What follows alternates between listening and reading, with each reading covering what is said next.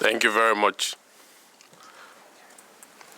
Excellencies, distinguished chairperson, representatives of government, civil society organizations, business sector, and all other esteemed colleagues, good morning. It is my great pleasure to speak on behalf of the Working Group on Business and Human Rights at the opening of the 10th session of the open-ended intergovernmental working group on business and human rights.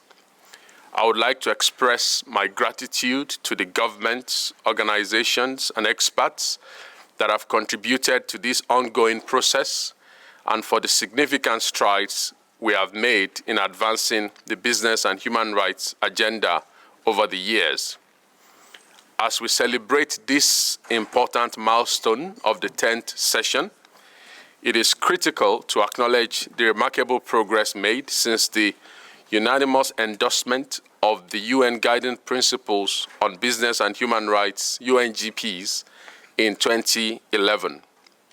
As you already know, the UNGPs are the authoritative international standard on what responsible states and businesses should do to protect, respect, and fulfill human rights across business operations. In exercise of our mandate, our working group on business and human rights has been at the forefront of promoting, clarifying, and supporting the global implementation of the UNGPs in collaboration with civil society, businesses, states, as well as other relevant stakeholders. As the High Commissioner highlighted, close to 40 countries have now adopted legislation or national action plans on business and human rights, including the recent EU directive on corporate sustainability due diligence. While we have also seen increased awareness-raising conferences, workshops, and events across the world aimed at advancing right-based business activities and investment. Yet, while progress has been made in integrating human rights into business practices, there are still significant challenges. Many business enterprises still fail to respect human rights across their global supply chains. Child labor, modern slavery, environmental pollution, greenwashing, and other human rights abuses continue to undermine the dignity and livelihoods of millions of people, especially those persons in more vulnerable situations. Excellencies, we must recognize that businesses, especially transnational corporations, wield enormous power and influence. It is therefore naive to expect all businesses everywhere and every time to take actions on their own.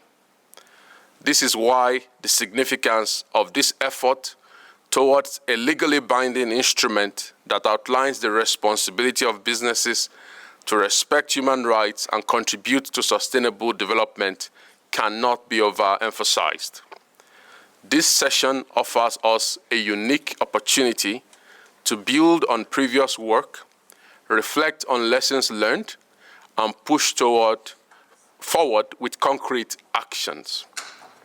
It is indeed essential that the legally binding instrument aligns itself, complements, and reinforces existing applicable human rights norms and standards, such as those enshrined in the UNGPs and in other relevant ILO and OECD instruments.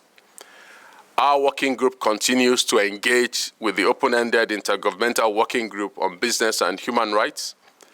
Just a few weeks ago, the working group co-organized a session at the 13th Annual Forum on Business and Human Rights with the Permanent Mission of Ecuador to the United Nations and other intergovernmental organizations.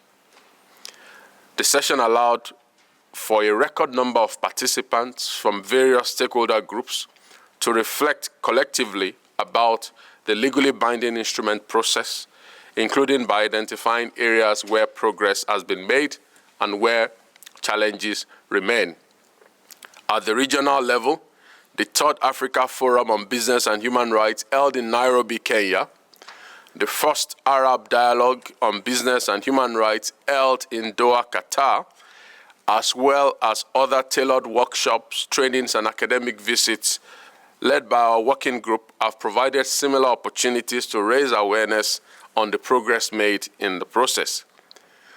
We therefore look forward to this momentous 10th session, as well as the upcoming consultations to be held during 2025, with the firm hope that they will bring forward innovative solutions that can help us address the challenges faced, with a clear commitment to ensuring that no one is left behind.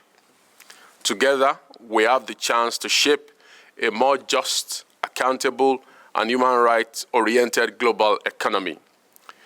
You can therefore count on us in the UN Working Group on Business and Human Rights at any time to provide any necessary support and resources that will accelerate your work. Distinguished Chairperson, Excellencies, esteemed colleagues, I thank you very much for your kind attention and wish us all a successful and productive 10th session.